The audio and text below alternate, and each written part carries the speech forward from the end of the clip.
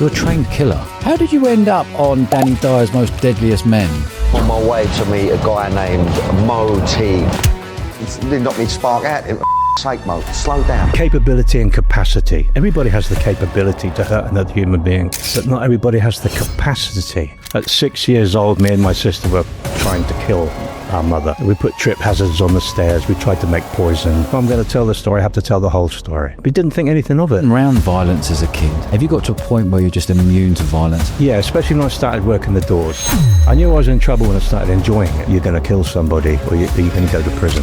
I think this might be the first time I've ever spoken about this on a podcast. There's the legal aspect of violence and the moral aspect. I did hurt people seriously. I had a tip-off, said if you've got anything in your house that you shouldn't have, get rid of it. I might have one in my bag. What is that? So you can't get nicked with that? Well,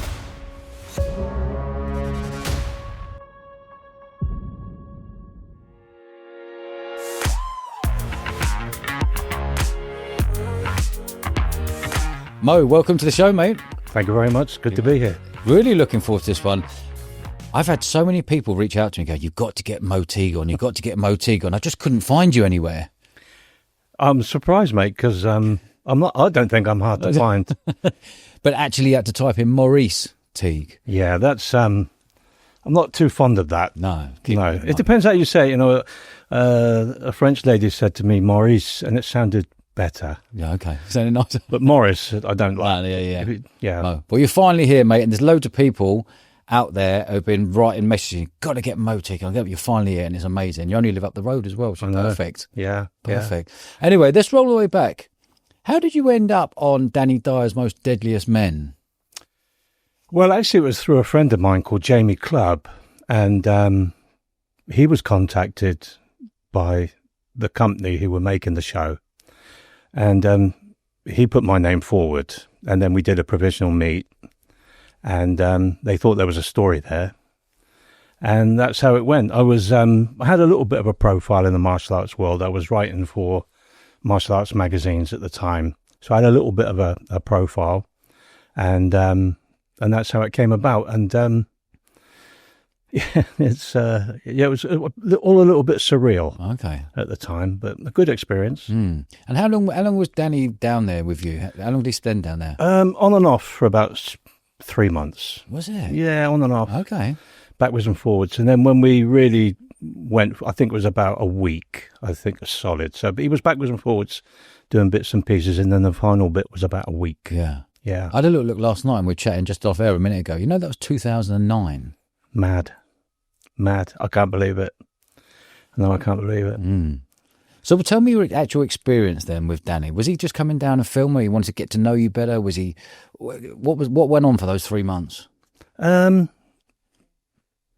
it's. I mean, Danny's just an actor. People get Danny wrong. Yeah, we're not friends. I don't have a relationship or contact with him, and but it was just to make a program, and I think what they tried to highlight was the PTSD side of things. Okay, and that's what they wanted to do. But Danny, he was just very professional.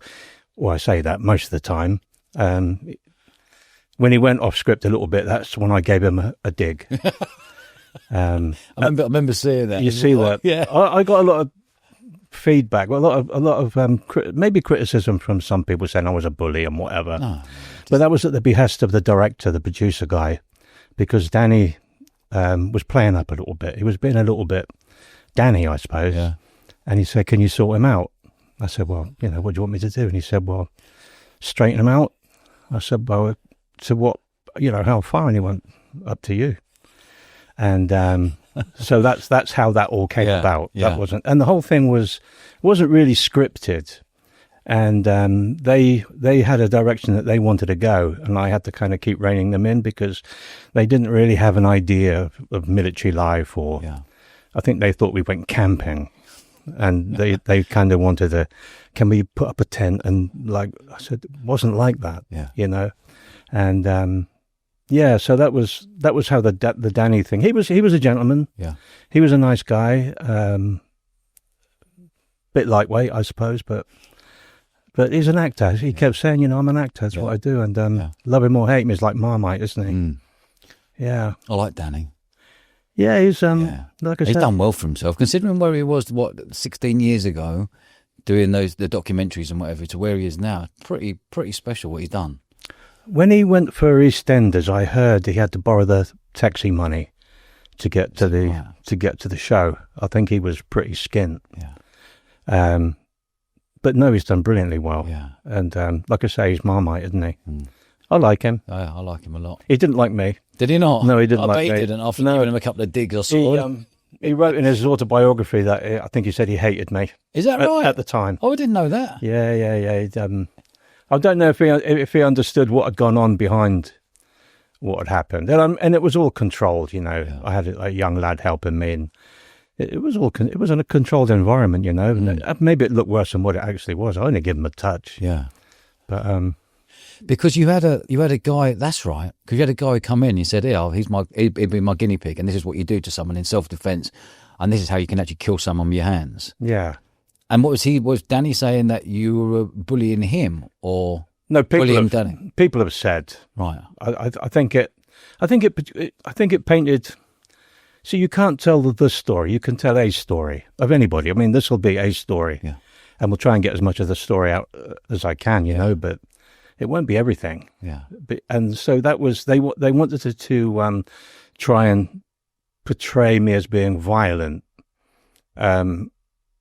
and maybe a little bit mad through the PTSD. And I didn't like that PTSD. And it's not madness. It's real. It's real, you know. And I went up to see the final to give my permission for them to put it out. I had to go up to London and see it. But what they put on the TV wasn't what I approved. You're joking me? No, it wasn't. So there was a couple of bits in there I thought that they'd slowed things down and made me look a little bit. And I was a bit, well, you learn, don't you? Yeah, okay. You learn. And it gave me an insight into when I see anything on TV now. Don't believe it. Don't believe it, Yeah. What did you want taken out of it? There was a couple of bits, I think, that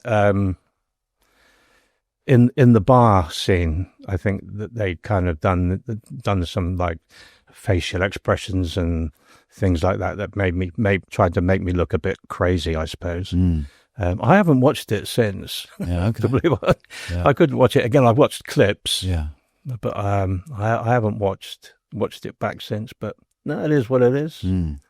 So were they wanting you to portray you in a different way, do you think, than actually were? Because you're an ex-military man, and the feedback that I've got from all the military I know, you're an extremely hard human being, and everything you've learned over the years.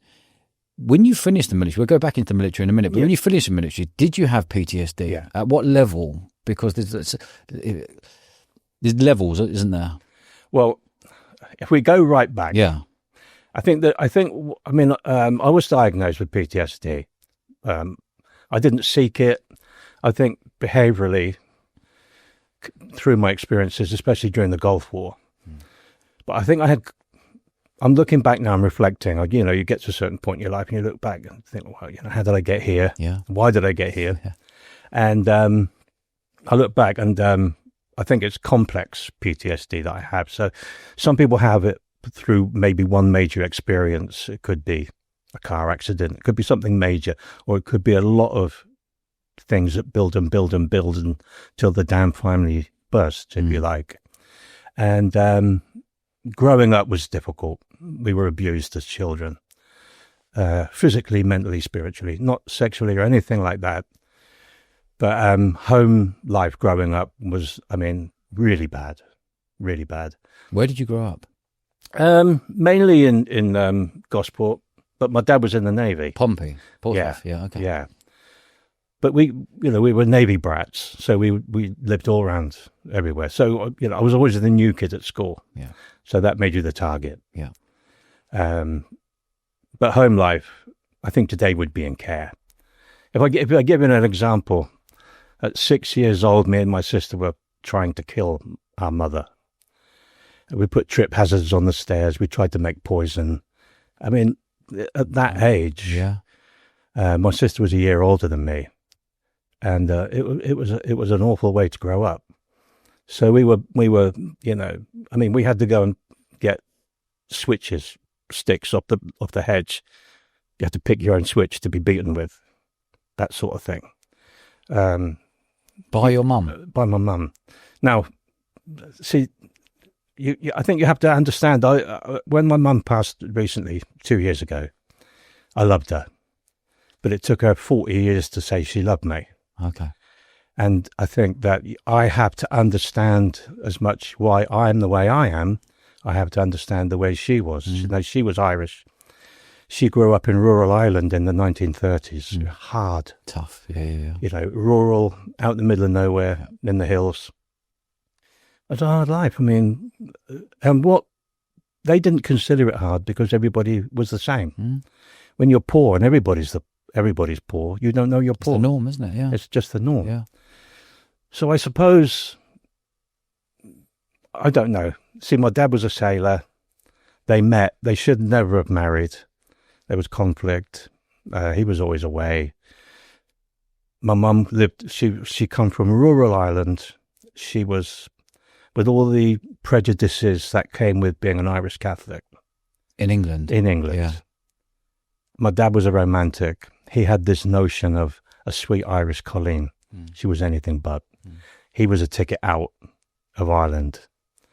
And he didn't come up to her expectations because he was just by the time she realised and they were married, he was just a kind of buckshy sailor. Yeah. Really. He was an aircraft mechanic. But I think she wanted an officer. I think that's maybe what she thought she was getting. So she took her frustrations, I suppose, out on us kids. And I don't know whether she was bipolar or had some condition. And it was hard for her. It was hard for us. My dad was always trying to get away. Were you fighting as a kid, going to new schools and being picked on? No, I was no. No. I was. I grew up totally socially inept. Just had no self-esteem. They sent me to grammar school. I went to grammar school in short trousers.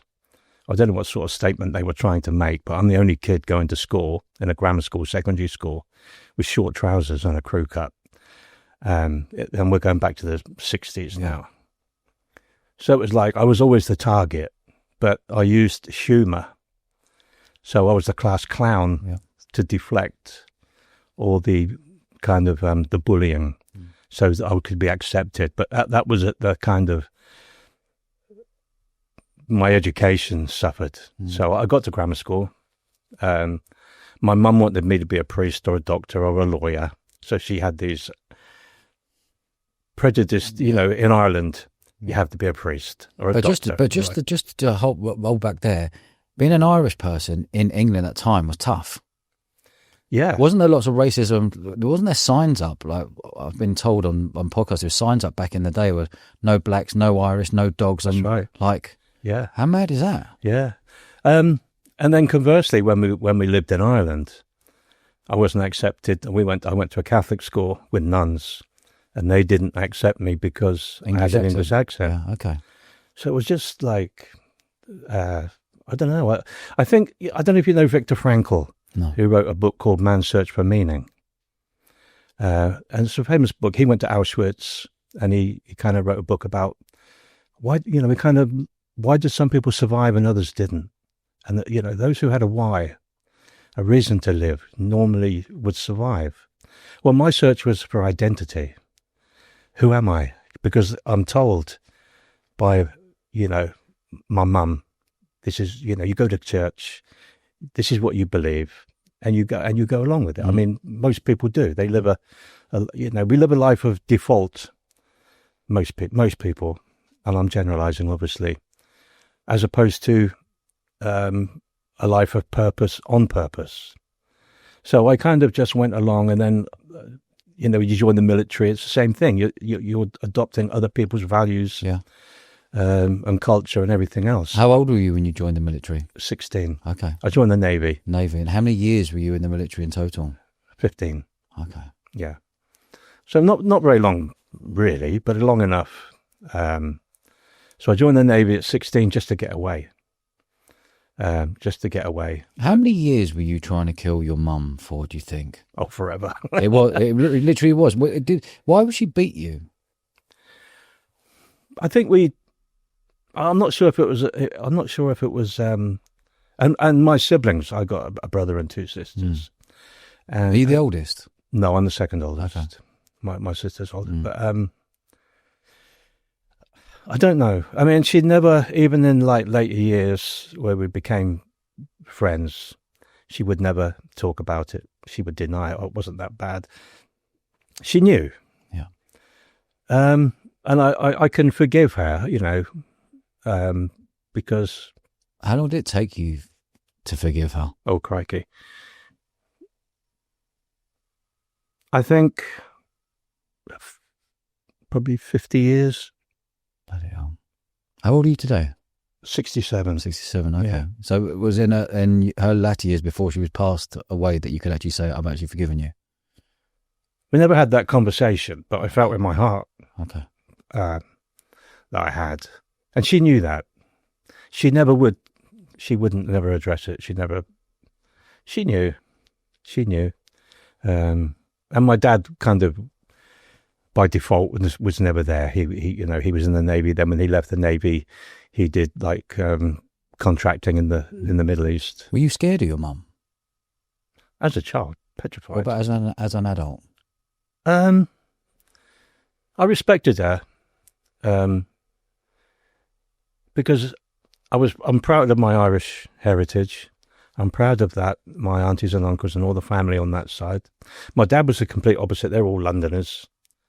So that we had the clash of cultures. Yeah, sure. My dad went through the wars in the Blitz and everything. So it was a real clash. And I'm as proud to be, I've got dual nationality. So I'm as proud to be British as I am Irish.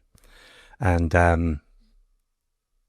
so, yeah, I don't know, it's just kind of, I still haven't worked it out, to be honest. But if it took you 50 years to have that conversation, like imagine holding on to all of that pain for that amount of time and not being able to go to your mum and go, Mum, why did you do that? Why were you like that towards us? And have that conversation. Do you ever have that conversation with her? No. Never? Never. Before she passed, you didn't have any words or? No, we never discussed it. And I feel a little bit, I think I think my brothers and sisters wouldn't like me talking about it. Yeah. But I have to be, I've always I made the decision at one point, if I'm going to tell the story, I have to tell the whole story. And so that was a big part of like the PTSD, like I say. I think it was a gradual thing. It was just, I wouldn't say damaged per se, but, the scars. Yeah. So, and it took me a long time to find out who I was and to forgive my mum. And also, you have to forgive yourself sometimes for some of the things that you've done. Yeah. And, you have to do that before you can forgive anybody else. So I wouldn't be the person I am today. And I'm happy with who I am today without my mum. Yeah. So I do thank her for that. Yeah. She toughened me up. It was tough. And I know so many people that have had tough upbringings. I'm not complaining. Yeah. I wouldn't have it any other way. Well, maybe. maybe as a child, I feel sorry for that child that I was, if that makes sense. Yeah. My friends felt sorry for me and they wouldn't come near the house. And she was, it was difficult. When was it when you were in military for 15 years? If we talk about your military there, when was it when you decided, because you're a trained killer, like the stuff that you know and the tactics you know and everything you've learned over the 40 years in martial arts, and I want to dig into that a little bit later because I'm fascinated by that. Okay. I want to talk about your military life. Yeah. 15 years of military life. Where did you go? What countries? Do you go on tour to different countries? What did you see? I suppose there was only Ireland going on at the time.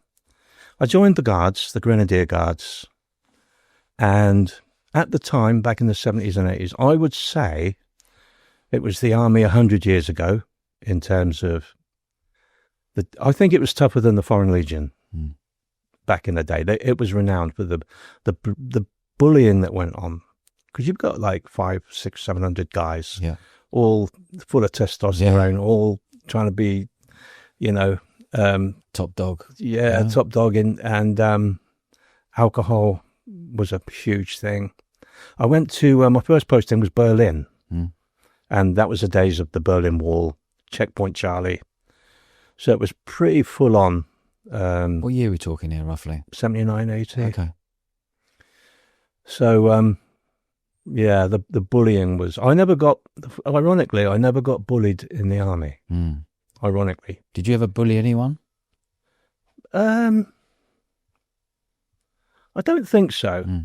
I mean, where does bullying a line? Yeah, where's the line, More piss take and fun and... Yeah, I mean, you have to stand up for yourself. Of course, yeah. I got gripped by my platoon sergeant. He was a legend, Big P. Gripped? Round the throat, yeah, okay. Up against the wall. And I think he was testing me, And I just stared him out. He had me... I mean, my feet weren't touching the floor. He was a big old lump, like Popeye. Yeah. Well-respected guy. And I think he just found something wrong. There wasn't anything wrong, but he just wanted to test me. And he got me up against the wall by the throat and kind of just give me a gypsy's warning about something. And that was fine. I never got bullied. I saw lots of bullying. Yeah. Proper. And did that bullying come when you got more power? I didn't really have any power. Not you, but I'm saying the bullying you saw within the military, it was obviously rife, but did that come when people had more power and they stepped up a gear to... Yeah. Okay. Because there's like, you join and you're the lowest of the low. So, I mean, some of the things that would happen, for example, you're the new guy, you turn up, somebody wants a pizza. So you have to, like 2:00 in the morning, we're in Berlin. So somebody comes in, he's drunk, he's been to the naffy or mess or whatever, wakes you up out your bed, you're asleep. I mean, it never happened to me, but I've seen it happen. Go and get me a pizza. So there's a pizza place open down the road. You have to break out of barracks because you can't check out. So you're climbing over the barbed wire fence or whatever. You're going to buy a pizza with your own money. So you have to buy it. And you have to get that pizza back and give change. He hadn't given you any money. Yeah. And you probably get a slap for the privilege of going to get him a pizza. And it was that sort of thing, if anybody wanted anything, it was, they called them crows. You're a crow. Yeah. And you're a crow until the next crow joins, the next intake comes, and then, it might take a couple of years for you to be accepted. It was just violence for violence sake. It was, people would just beat you up, or people would beat people up for no reason. They get drunk. Alcohol is a massive thing, and the bullying culture. So that was those two things don't go well together. A lot of violence, a lot of fighting in bars with other regiments. Yeah. We shared a barracks with the Royal Regiment of Fusiliers when Nigel Benn was in. Yeah. Tough lad, tough man. Yeah, and he was there. They we had a. Now still based in Portsmouth. No, this is Berlin. Oh, is it Berlin? Okay, yeah. So we black people weren't allowed to join the guards back then. You had to be white, and they had obviously the black Fusiliers. They had a lot of blacks, so there was a lot of racial tension. We did a joint. They put a show on in the naffy, and we were sat one side of the hall of the naffy, and they were on the other side. And they had a comedian who thought it would be a good idea to make jokes across. And it all kicked off. And there was it started with, like it normally does, one beer can would go flying across, followed by 2, followed by 20, and then it was all in. They found an ear on the floor the next day. I mean, it was a proper punch up, if you like. But we didn't think anything of it. We just didn't think anything of it. So you've been around violence as a kid. Yeah. You've gone into military around violence. Have you got to a point where you're just immune to violence and violence is not a problem for you? It's just part of my life. Yeah, especially when I started working the doors. I knew I was in trouble when I started enjoying it. Yeah. And I was getting involved in things that I didn't need to get involved in. I mean, chasing people. I was running away off the door to chase people halfway down the town to give them a good hiding. So, I mean, and I was enjoying it. And I spoke to Jeff Thompson about it, and he said, you're going to kill somebody or you're going to go to prison. So it wasn't long after that I got off the doors. But yeah, no, violence is either as a victim or as somebody who dished it out, if you like. Yeah, it's always been a part of my life, and I'm trying to get away from that. I resent it now, being taken to that place. Yeah. Doesn't happen so often, but it still happens.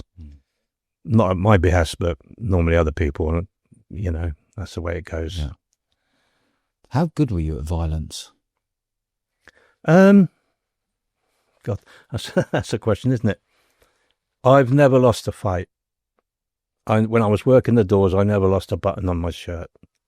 And people were buying new jackets all the time. So, no, I worked the doors for more than 10 years. I never lost a button on my shirt. And I think I was just lucky. I think luck plays a big part. But I understood violence. And I understand, I could read a situation. I think that was my gift. I've always been a watcher of people. I kind of understand.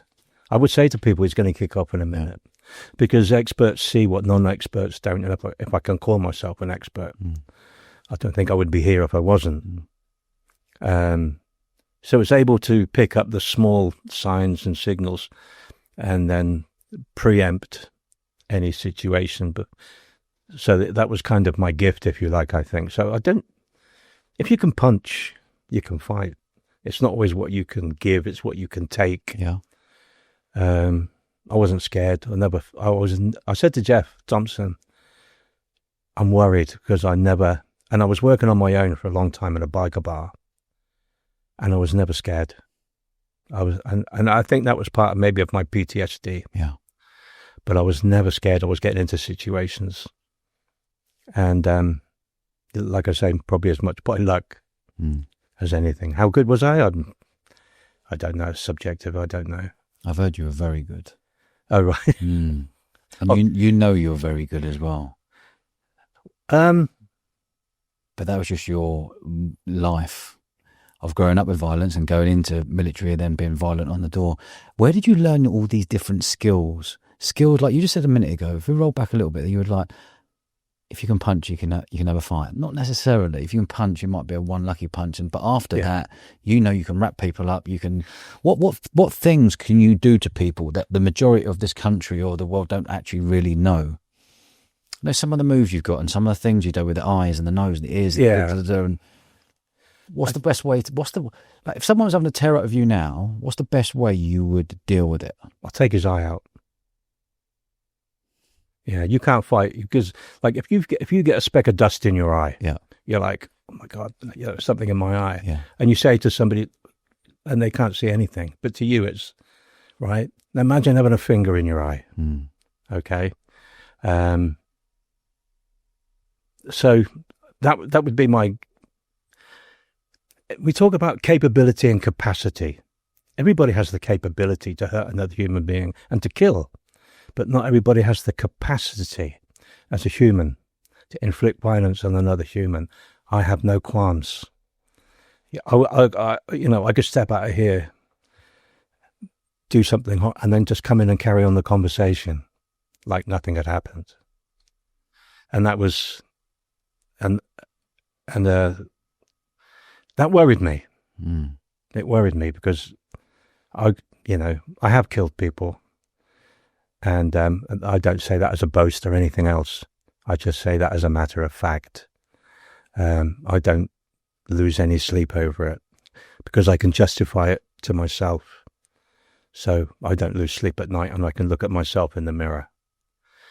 But I think where people fall down is tactics.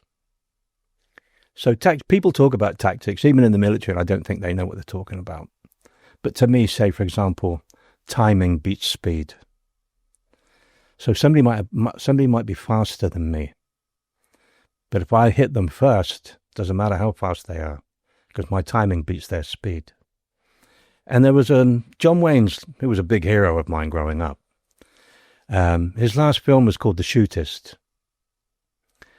And he was a gunfighter, he was an old gunfighter.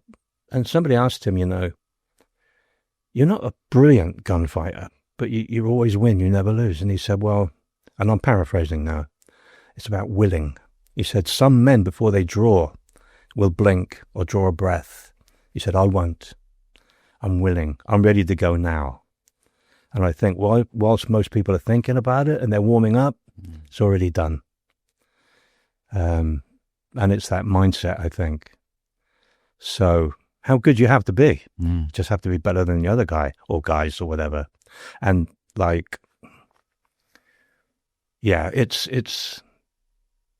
it's knowing where the line is. It's knowing when. How is easy. Where is easy, but it's when. So timing is everything to me. Yeah. How many people have you killed? It wasn't something I'm comfortable talking about, but 2. Okay. Yeah. So one was in Iraq, and one was me and a friend of mine. Live is a bit like sliding doors. So going out for a drink with a friend back in the day, 2 young men, and we've got enough money for another beer or a taxi ride home. So being young men, we went, fuck it, we'll have another beer. We were fit young guys. I think it was about 8 miles back to where we were going. So we had another beer, and then we started to jog back. We went through an area. It was about, 4 o'clock in the morning probably. And we went through some less salubrious areas, and there was a gang of people, and they were stood on a street corner, and they wanted to tax us for going through their area. And they had butterfly knives, and they were, doing all the twirling and everything with butterfly knives. So we just went, and we legged it. The guy who I was with was like over 6 foot tall, was a big guy. He took off, and he's running in front of me, and it was on cobbled streets. So he was well in front of me, but he slipped. He went over. I ran past him. I turned around to come back, and this other guy's just about to catch up with him with the knife. And I killed him, this guy. The guy who I was with that night himself was stabbed to death about a year later. So live by the sword, die by the sword sort of thing. So that was, I can justify it. I'm not worried about it. I lose no sleep. And then I shot a guy in Iraq. End off. Where were you when you killed the guy? Not in Iraq. Where were you in the first one? In a foreign country. Okay. I'll put it there. Okay. In a foreign city. Yeah. How did you feel once you killed? How did you kill him? They were digging the cobbles up. So the cobbles were being put up and relayed. And there was a pile of cobblestones on the side. And I didn't even think about it. I just saw my friend down on the ground, and I picked up this cobblestone and hit this guy around the head. I mean, I didn't tap him. Yeah. I probably really smashed, I could, Yeah. Yeah. And, that was that. How did you feel? What did you do straight after? We never spoke about it again. Okay. We spoke very little after that. You and your mate? Yeah. Okay. I mean, we weren't mates. We knew each other. Yeah. So we had no reason. We just happened to meet up in this club. Yeah. And, oh, you know, how you doing? Yeah, I haven't seen you for a while. And then he went back to what he was doing, and I went back to what I was doing. I'm being a little bit vague. Yeah, no, I hear you. Because other people that might, I've never named the names, Yeah. and I want to keep it like that. Yeah. People might guess, but Yeah. How did you feel the next morning, knowing you killed someone? Or were you like, get me out of this country? no, not at all. I wasn't worried about that I'd killed somebody. I was just worried about getting caught, Yeah. that there would be an investigation. Yeah. It transpired that they were illegal immigrants, Okay. so they weren't citizens of the country. So they were Turkish, and they were illegals, and like nothing ever came of it. There was nothing. I mean, I don't know how they ever would have traced it back to us anyway. Yeah. And the second time in Iraq, tell me about that time when you killed someone in Iraq. Okay. Again, I mean, it was only a 100-hour war. It was a very short. I'm almost embarrassed to call it a war. But I went as an individual. I had to be sponsored to go because the job that I was doing in London, I was a photographer, and because I'd done intelligence work, I'd done an intelligence photography course, taking pictures of bad guys. Yeah. So to the army, I'm a photographer. Yeah. Although I wasn't. Yeah. So I wanted to go. The Gulf War kicked off, and my job. So I badgered my boss, who was a full colonel. I need to go. I want to go. I don't want to miss out. All soldiers want to go. Yeah. You know. Yeah. And so I had to find somebody that would take me. So the Coldstream Guards were going, but they had to sponsor me. I mean, it sounds crazy, but because I had qualifications, I had an intelligence background. I went to take happy snaps before the war started. You know, this is me in the desert. These guys want a picture. This company wants a picture. Go and take a picture. Once the war started, I had to collate. I had to go around like overrun positions, Iraqi positions, collect anything that was of intelligence value, documents, things like that. I knew all the weapon systems, so I knew what weapon systems that they had, sighting systems. I knew all the documentation to take photographs where applicable, and then they got sent back to higher intelligence, who could then, you know, make sense as part of the intelligence picture. So I was we were on an artillery position. There was no one there. We'd actually driven in soft-skin vehicles, Land Rovers, onto the position through a minefield, unknowingly. And so we got onto the position, and there were stragglers on every position that we went to. So a lot of them had fled, already surrendered or whatever. And I went onto the, we were looking for souvenirs as well. And I'll tell you about that as well. So I was in this command bunker. It was a big complex. So I'm looking for souvenirs, and then suddenly this Iraqi appeared, and he had a pistol in his hand. And I just shot him twice. So it was just like that. It was just like he was there. I wasn't expecting him to be there. I was wary. Yeah. I was switched on. But it happened so quickly. I shot him twice. Again, justified. And given the context of everything that I saw, the mass destruction and death, it doesn't seem like anything that, you know, I mean, it's a human life. I felt worse, funny enough, ironically. We found a dead Iraqi out in the middle of nowhere, and he'd been blown up, and we buried him. And it was very poignant because I thought, his family are probably still praying for him. He's probably a father, a son, a brother, whatever. I know he's dead. They don't. They're probably still at home waiting, praying, whatever. And now I'm going to put him in the ground. So we as we were putting him on the shovel, bits are falling off. He's in pieces basically. And we buried him and we said a little prayer and marked it. But that kind of felt more poignant in a human aspect than killing somebody. Mm. So I think this might be the first time I've ever spoken about this on a podcast. Mm. I was kind of, do I talk about it? Do I not talk about it? Should I talk about it?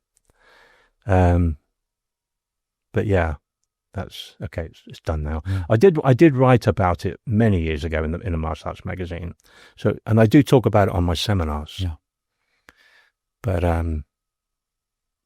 yeah, can't take it back. No, absolutely, absolutely.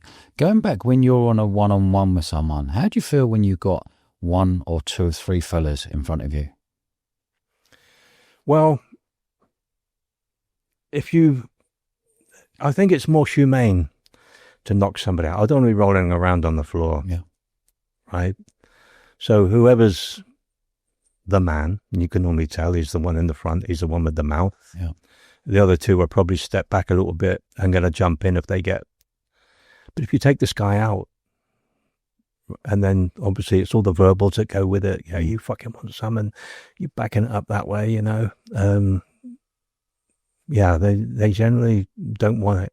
So you take this guy out, number one, and it's done, generally. Mm. How easy is it for you? You said the first thing you do is take someone's eyes. Give me an example. And don't give me an example, in fact, because I don't want you to take my eye. But yeah, I just want to know what goes through your brain. You're there about to have a tear with someone. Are you going straight in for the eye? What are you going in for? Because I've seen you also flick people in the eye. Yeah. Like, that's a really powerful thing, isn't it? Yeah, for sure. I mean, it depends on the context. Yeah. I think there's the legal aspect of violence and the moral aspect. The law is set, can tell you what you can and can't do. Mm. That's it. Your morality, see, I always used to say, it's not what you did, it's what you say you did. So, like, back in the day, no CCTV. Yeah. So you could pretty much do anything. And history is written by the winners, right? Mm. I think Churchill said that. Mm. So I got no compunction because I don't want to be feeding through a straw in a hospital. I don't want my kids to come and see me in hospital. I don't want to be lowered into the ground thinking I should have handled that better. Yeah. But I think your morality is down to you to a certain extent. Society has laws and unwritten laws. We know what's right and wrong. I was never into gratuitous violence per se. And, as we're chasing people off the doors, it's always scumbags. People that I thought, not that I'm the law or anything, but I thought somebody deserved it. And normally the way that would happen would be, say, for example, back in the day, back in the days when the clubs shut at 2:00. Yeah. And people would queue to get in the clubs. And you could turn people away for maybe they had too much to drink, got trainers on or whatever. And you might say to somebody, sorry, mate, you're not coming in. And then he turns around and bangs out this guy with his girlfriend, totally minding his own business, out of frustration or anger, because he's a fucking scumbag. Yeah. So I'm not having that. Mm. And so, he's off down the road and I'm after chasing him and I'll catch him. Yeah. And it became a thing. I mean, I've chased people all over the place, literally running, and catch them. Yeah. Yeah. Not many people got away. Mm. Yeah, but it was a crazy time. Mm. What years are we talking here? Those 10-year period, was it the 90s? Yeah. Yeah. Okay. Yeah. 90s. I was twice the size. Yeah. I was pulling some big weights there. Yeah. And, I was a bit of a lump. I'm not the same person now that I was. Mm. There's still, maybe in there. Can you still have it today? Yeah. I was rolling around on the floor. I had an incident about 2 years ago. Just driving into town. I had shorts and flip-flops. Where were you? Whereabouts? On Portland. Coming off Portland into Weymouth on the beach road. And it's like I'm meeting my children for breakfast. And it's like a nice sunny summer's morning. It must have been about 9 o'clock. People going to work, busy road, a single file, or, one lane each side, with islands in the middle. So you couldn't overtake. So there was a guy behind me. He must have been late for work. And he was a passenger in the car. And I can see him in my mirror. He's giving it like all the wanker signs and everything. So we get to, he's trying to overtake and he's slow and whatever. So we get into a line of traffic and stop. Next thing I know, my door's open and he's punched me in the fucking head. So he's like, now because he was the passenger, I didn't see him get out. He got in the blind side, come round. Anyway, next minute we're rolling around on the floor and I'm thinking, I'm 65. Yeah. What am I doing? He's crying. I get on top of him. I mean, he did catch me, but, I was marked up and everything. I got him down. And that's when training pays off. Yeah. So I got him down on top of him. And I would have hurt him, but I don't think it was his girlfriend, but maybe his sister, something like that. Said, oh, don't hurt him. He's crying. Young man, probably in his 30s. Yeah. He's probably been on something. Because it's like 9 o'clock. I mean, he's right raging. So I thought, I can still do it. I've still got it. And I can still take it. Yeah. Because he banged me a couple of times. But, So when you're on top of him, so tell me what you've learned. What have you learned over the years with violence, with mixed martial arts, MMA or jiu-jitsu, mixed with everything else? I'm really intrigued to know what you've got in your locker. Well, I do a lot of knife work now. So, I mean,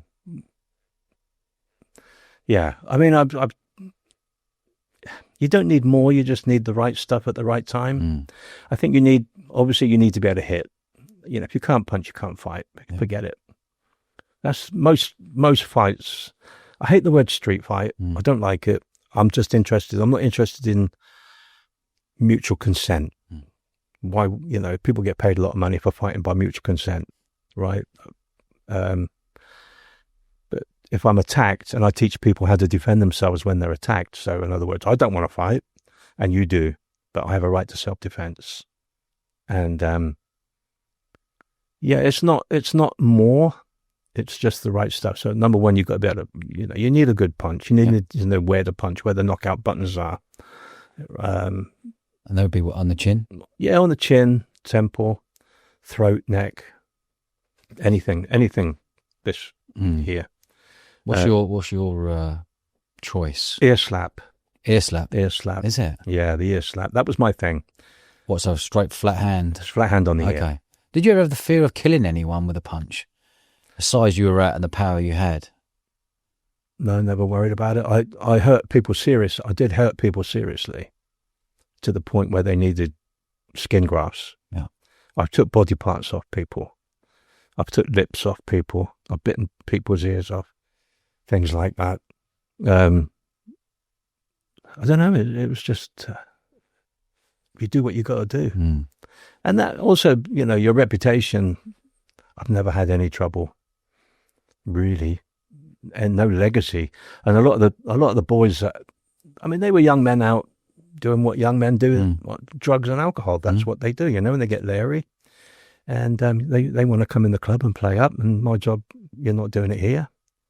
But they, it's just they're doing what they do, and I do what I do, And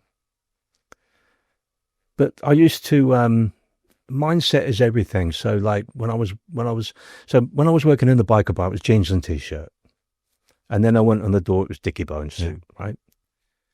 So I would get into the mindset so that I knew a lot of guys. It would take them time to warm up on the door. But me, as soon as I got there, I'm ready. Because I had a ritual. So I would iron my shirt and I would put on some heavy music or the Hacker, You know the hacker. Yeah, the old New Zealand hacker. Put the hacker on. That gets you going, doesn't Gets me it? going, right? Come back, Dick. Yeah, that's right. Yeah. So I'm like, by the time I get to, I'm good to go. So I'm into the mindset. Yeah. You know what I mean? I'm pumped and ready. Because sometimes you get to work and it's on already, right? So the mindset is a big thing. So that was my ritual in. I had a ritual out because I think a lot of people get defined. I don't want to be defined by violence. Maybe I was at the time. I don't want to be defined as a violent person. I'm capable of violence, but I'm also more than that. I think I'm a good person because I know what's in my heart. But I've also got the capability and the capacity to inflict violence on those that I seem that, deem it necessary at the time. But, so I used to, and then I don't know if you remember that tonight, Matthew, I'm going to be Frank Sinatra. Yeah. So I would always like, tonight I'm going to be the ear slap. Yeah. Or tonight I'm going to, so I know what technique I'm going to use. Before going to work? Before going to work. Is that right? Yeah. Okay. That was a high percentage Yeah. technique, ear slap. Straight. It might be a throat strike, but whatever. And then that would change depending on the what night situation. it was. Yeah.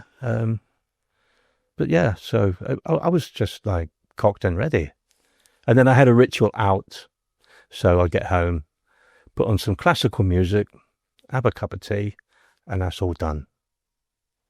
It's done. That's it. Finished. What would the reaction be from an ear slap?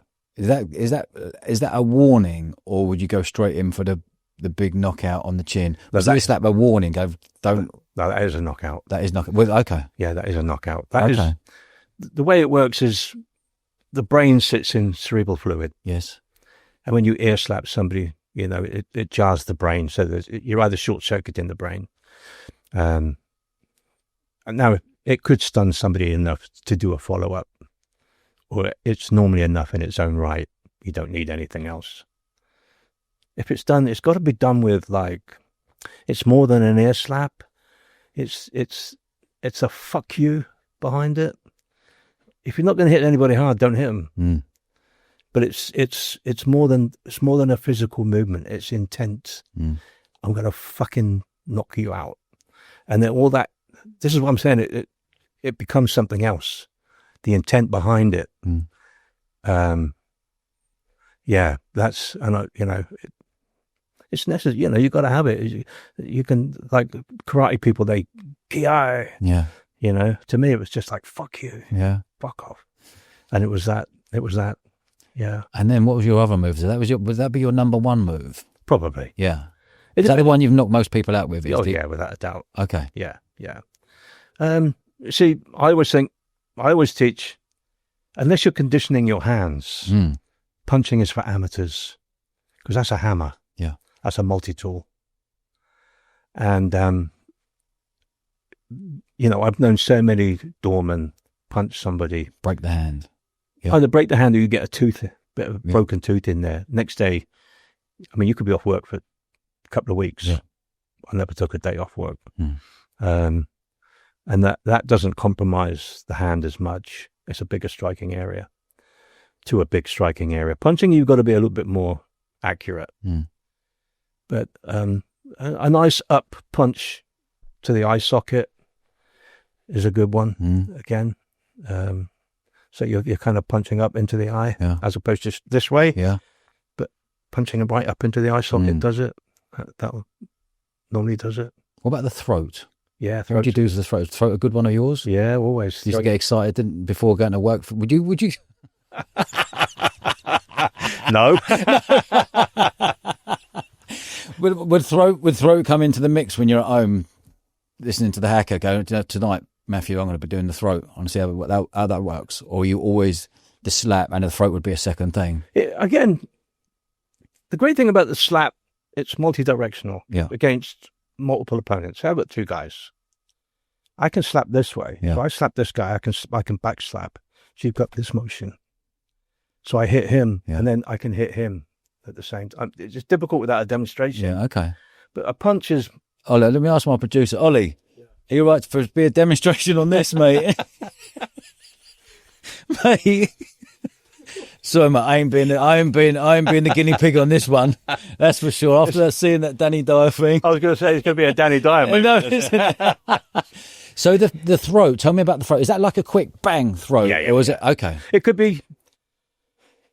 I don't want to overcomplicate it. It depends on where they are. Okay. Because most people have this scenario that somebody stood like in front. Yeah.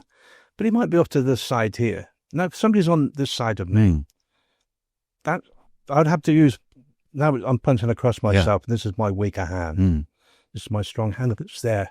Okay. To either the side of the neck, depending. So this could hit, like, either way. Yeah. So what will you be hitting them with the outside? Well, no. Bang. This way. Okay. See? Tuck. Yeah. Or this way. Okay. Yeah. So either way. And then you've got here. So you've been teaching this, for how many years? 40 years?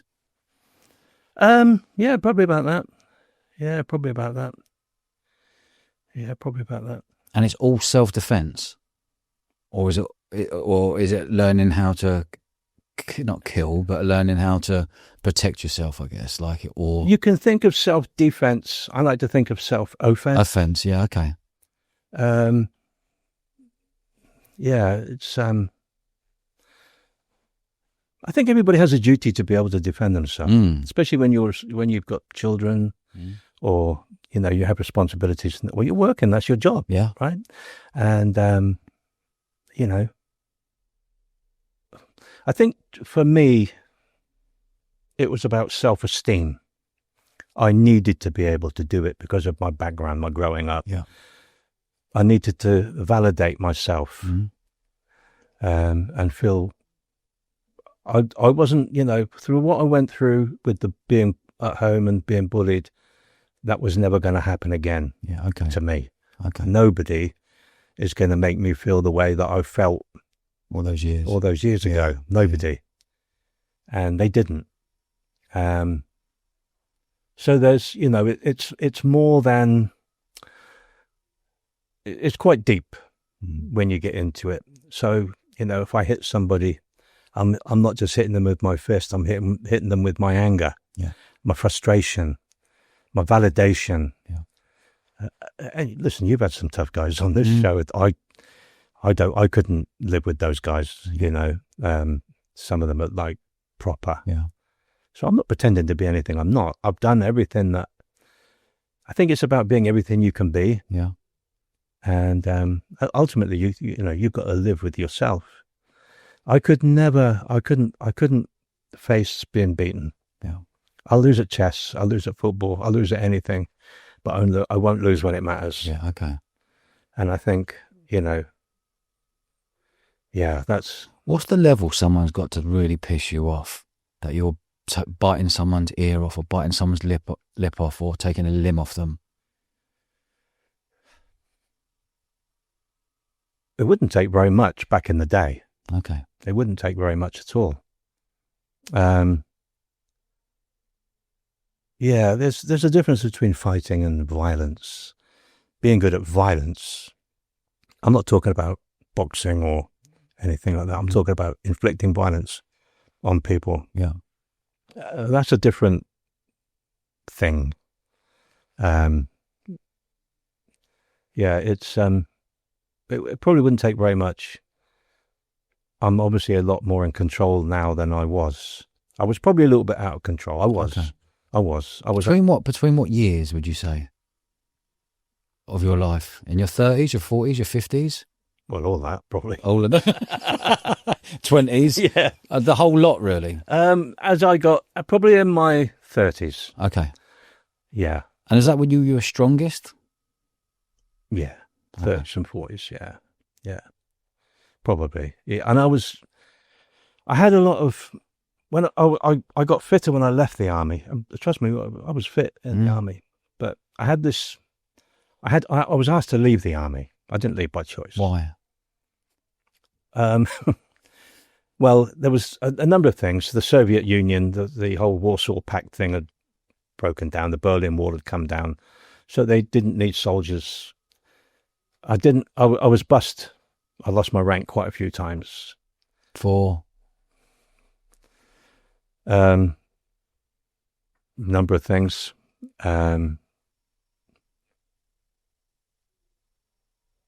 So there was one well, I mean, I had my tapes back for a week, and then we were in Ireland, and I lost them again after a week. There was a young lady involved. I was smuggling poitín. Smuggling what? Poitín. Go on. That's like illicit whiskey. Okay. There was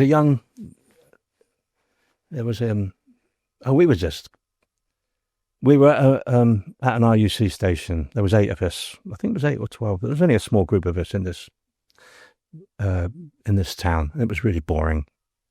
And we used to do tea stops. You'd knock on, people would invite you into their house and you'd have a cup of tea, and they were obviously all the loyalist people. It was a loyalist town.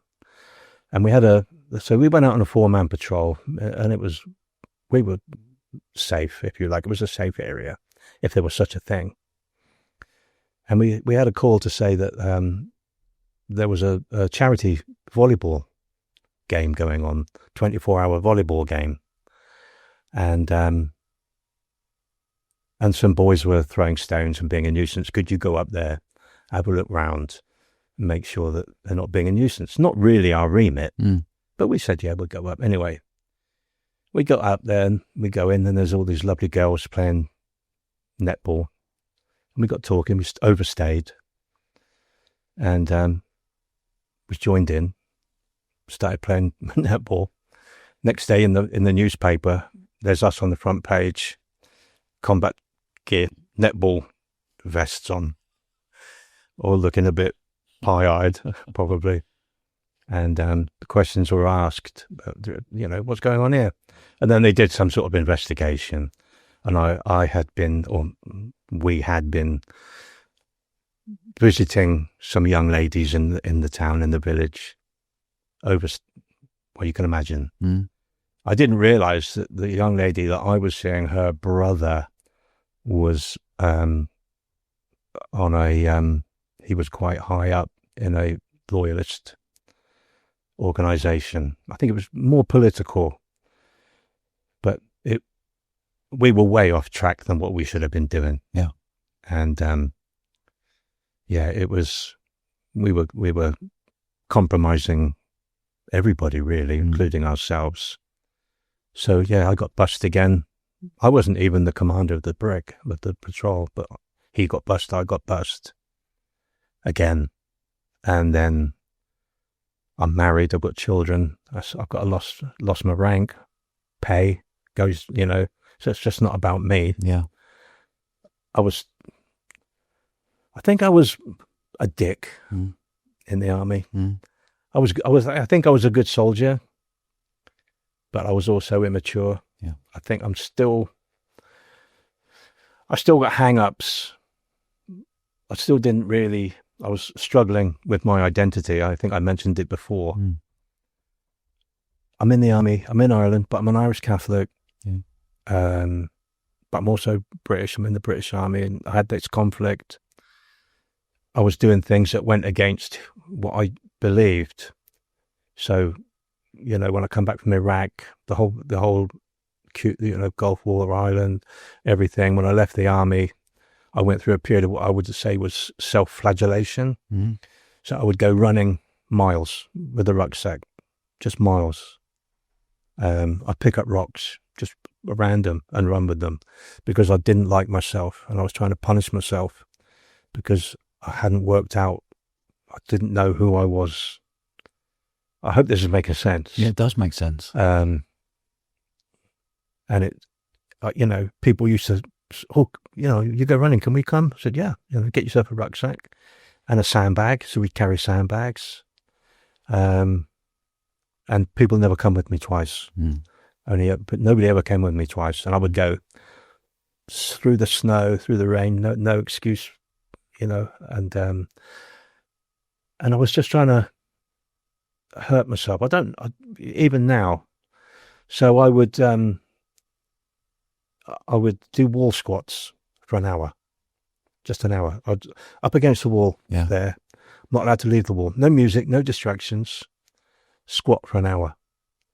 And I'd do that every day. run miles, rucksack. I was just trying to, I don't know what, just trying to work things out. Yeah.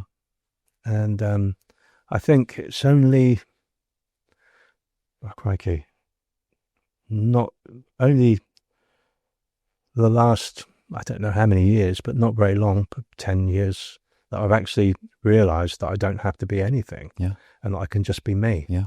And as soon as I made that realisation, I can be as Irish as I want in my own way. I can be as British as I want in my own way. And, you know, and I don't, you know, I'm not here to live up to any other people's expectations. I'm still striving. You know, I do stuff on YouTube now and again, not very much. But I had a weighted vest on last year, I think it was. It was a boiling hot day. I've got a weighted vest, 20 kg. And I'm out walking and I was struggling. And I thought, why am I doing this? Why am I doing this? Yeah. And I thought to myself, I have to be somebody that I respect. Because, you know, I think if we can, we should. And so I keep doing that. So while I can, I will. But I you know, I have to be somebody that I respect, because if I don't respect me, nobody else will. Yeah. That's a really dangerous combination, by the way. You're going through that. Because essentially, when I look back now, you've gone through trauma as a kid, and maybe that was never dealt with in your 20s and 30s, and even up into your late 50s and 60s before your mum passed. There's a lot of trauma gone on there, which has turned you into an extremely violent person when you need to be. Dangerous combination, coming out with PTSD, going straight on the doors for 10 years. Oh, yeah. Jesus, that's. Did you ever use drugs? When I don't know if did you pick up on I was involved in a gang in London. No. Right. Well, after the army? During the army. Okay. During the army. So when I was in London for 2 years, lived in Brixton. That's where I lived. Did you? Yeah, right next to the prison. Oh, you were up that end. Yeah, yeah. Kingswood Road, I think it was. That's the first place I ever bought. Brixton. Couldn't afford Clapham, so went to Brixton. But that was year 2000. That was a tough place. Yeah, Before it's all gentrified now and whatever. That's right. Yeah. I was there in 91. Yeah, okay. On the Brixton Road itself, down towards the Oval. Yeah, I know. That way. Yeah. My kids went Irish dancing, and I met this lady who, you know, you get talking to people, and I took up with this woman, and I had an affair. Yeah. My wife's going to listen to this, by the way. Does she know you? Yeah, she knows about it, but it's a lot of this is uncomfortable, okay. obviously, but it is what it is. Yeah. And her boyfriend, I went round one day. He knew it was open, so I'd go round and call for it, and he'd be sat there, and he'd go, "Oh, Mo, come and have a look." And he had all these guns, and crash helmets, that sort of thing. Never had a bike. Yeah. You can imagine. Yeah. He said, what do you think? And he had, I don't know, 10, 11, 12 guns, all long guns, short guns, whatever. He said, you couldn't do me a favour. I said, oh, what's that? He said, I ended up looking after the guns. And then when they were going to do a job, they'd come round, take out whatever they wanted, bring it back. Done. I was looking after their guns. So yeah, that was an eye opener, actually, because it opened my eyes to. I was always very straight, really, up to that point, very conventional, I suppose, in many ways. And these were people that were not. Yeah. But they had lots of money. They didn't give a fuck about anything. They weren't violent or anything like that. You know, I didn't really want to know. Yeah. I was just seeing her. Yeah. So we would go out. It was all part of the big Irish scene that was going on in London at the time. Used to go pubbing and clubbing with this young lady, you know. But there's a lot of coke. Yeah. So there was a lot of cocaine and that sort of thing. I didn't take too much, but it was, you know, It wasn't really my thing, to be honest. But I do like a bit of a puff. Yeah. Even now. Yeah. I think that helped me. PTSD, that calmness. PTSD, yeah, definitely, 100%. Yeah. So I used to find solace in a good whiskey, a good, nice bit of music, and a bit of weed, whatever, and that calmed me right down. Yeah. And it, because you need time to think. And most people, I would sit maybe on my runs, my isolation. That's your time to think. Time, yeah, okay. Time, and So, I wouldn't say drugs. It's a little bit of weed, even now. But when you were on the doors, when you realised you got PTSD, at your peak in your 30s and your 40s, having tear-ups on the weekends, having tear-ups midweek, dealing with that life, were you using cocaine then? No, okay. Maybe weed. Yeah, okay. But no, never cocaine. Steroids? No, never. No, never. Okay. Never. No. No, I just didn't. I want to be real. Yeah. In Did you ever come close to anywhere losing your life on the doors? A time you might have come really unstuck? No. There wasn't a time? No. I handled everything. I mean, most of the time, like, I say a biker bar, there was a lot of bikers in there, but it was the place where, and I loved it, jeans and a t-shirt. What was the bar called? It was called Buddies. Okay. In Weymouth. Weymouth, okay. It's not there anymore. Yeah. It's renamed, but it's not what it was. Yeah. It was a place where if you couldn't get in any of the other clubs, it's where you would go. And I remember one night, I was upstairs. It was 2 levels. You get about 300 or 400 people in there. I was any doorman. The only one? Yeah. With no radios, no CCTV, nothing? No, nothing. Mate, you need to meet my pal Marcus Redwood. All right. Who's been on here. He's been on here 4 times.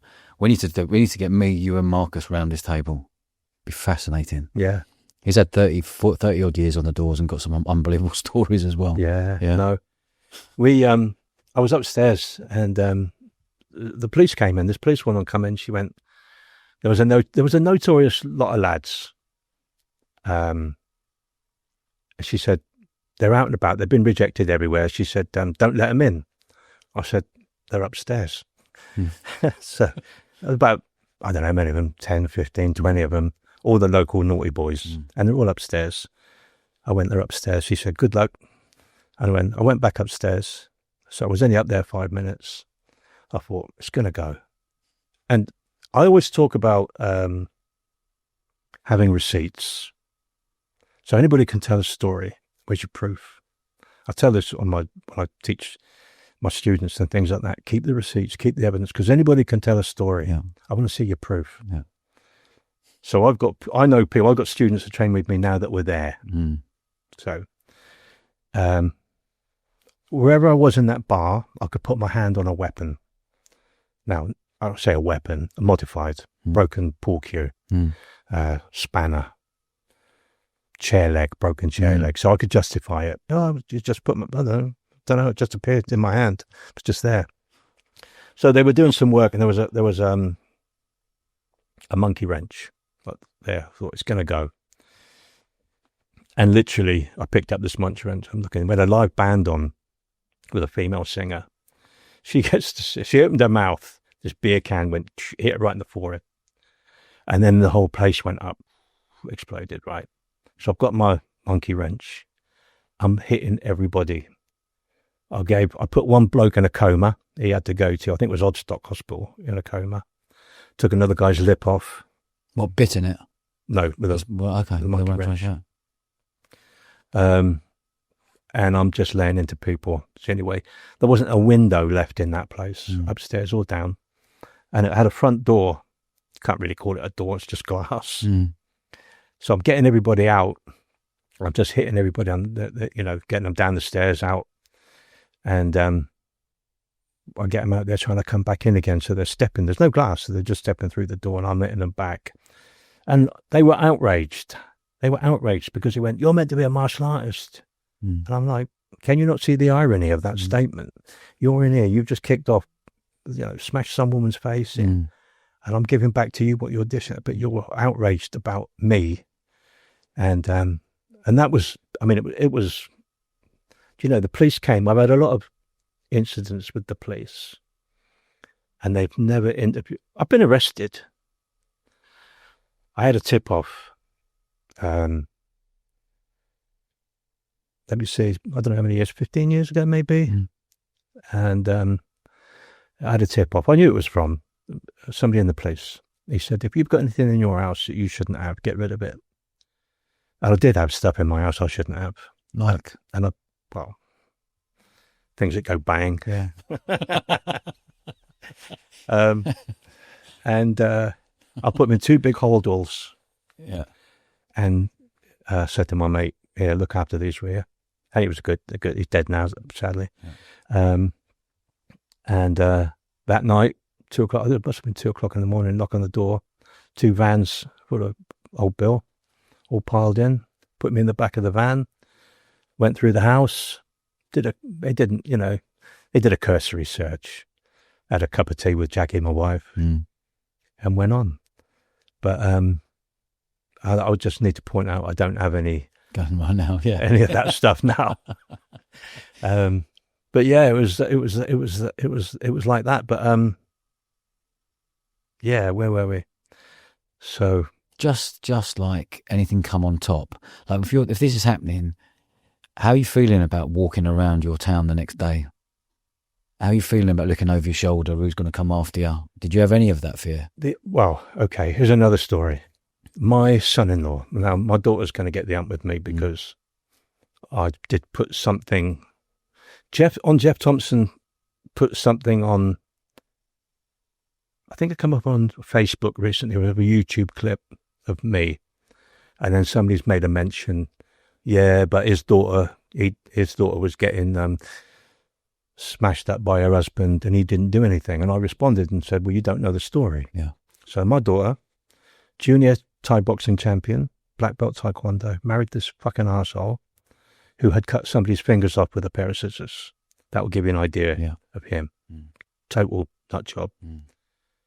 And she was the victim of domestic abuse badly, but they ran away. We went up to Sheffield twice to rescue her from a shelter. Every time I tried to get him, he would run away. I chased him with a hammer. He wasn't the only one. There's a couple of people that will know that, if I got you, I would hammer you, literally. And these people they isolate that person. They isolate them from anybody who has any influence. And I said to Joanne, look, and he turned her against us and all that. I said, look, I don't care what you think now, but we're always here. Regardless of what happens between now and whenever, we're always here for you. But I knew, Ben his name was, I knew it would come to something one day. And he was always very sly. We tried to get him a couple of times with a machete. I tried to get him. Me and Jackie went around, my wife. She's no slouch in that department. And she kicked the door off. He wasn't there, luckily for him. I had a machete. And we took all his drugs. And but he wasn't there. We couldn't catch him. But one day I had a phone call from Joanne. She said, Dad, can you come to the house? So, yeah, no problem. She lived a little bit away, but turned up. And Ben's there. And another lad was there, but he realised what was going on and he left. And so Ben's there. I thought, this is going to be it now. He fancies himself. He was the number one. He was always in prison. Yeah. He was number one in prison. Yeah. So, little Welsh guy, bald head, And I thought, oh, here we go. So I went in, just pretended I didn't know what was going on. He sat there. He's had a drink. He's probably had some gear. Yeah. And I went, all right, how's it going? All right. So I said, oh, any chance of a coffee? Yeah. It's Joanne. Yeah. So I went into the kitchen, put all the knives up on top of the cupboard, put one down the back of my jeans, made a hot coffee, loads of sugar, hot water, no milk, nothing like that. So I'm stood there pretending to drink this drink. He comes up to me, "Rate more," and I've got my back to the door. I said, "No, leave it, Ben. We don't want to do this." He went, "You're going to fucking have it now." So he came towards me. He obviously found he did. He's always boasting he was going to get me or whatever. Anyway, put the hot coffee in his face, smashed him over the head with the mug. He rolled back. He went back onto the couch, and there was I think it was a big glass ashtray. I smashed him around the head, put 2 great big holes in his head. Going back to the incident I told you before. Yeah. With the, luckily for him, Joanne screaming. He's claret everywhere. Yeah. It's blood everywhere. So she calls the police. "My dad's trying to kill my husband." So Ben's gone, "Oh, no more, no, I've had enough. So, okay. I would have killed him. Yeah. And the police come. Now, we all had panic alarms. Now, I've got 2 other daughters. We all had to have panic alarms. His name, if it came up at the police, immediate response. His name was flagged. It was just nasty. There was a lot of backstories, like I say, with the scissors. I know he's held people and tortured them in his flat. Horrible. Yeah. The police come. They knew it was him. He's covered there in blood. They don't know what's going on. They went, "Oh, all right, everything all right?" I went, "Yeah." They took him off. Never even asked me a question. It was the same with that big fight when I've smashed everybody up. Police never, because they know the good guys and the bad guys. Yeah. So they've took him off. He's disappeared for a little while. Have you seen Cape Fear? Have you seen I've not watched it, no. with Robert De Niro? No. Well, if you've seen the film, you'll know the guy. Yeah. He don't give up. So Joanne lived up on this. She was about 3 stories high. She's up there one day after this, and he's climbed up the outside of the building to try and get in.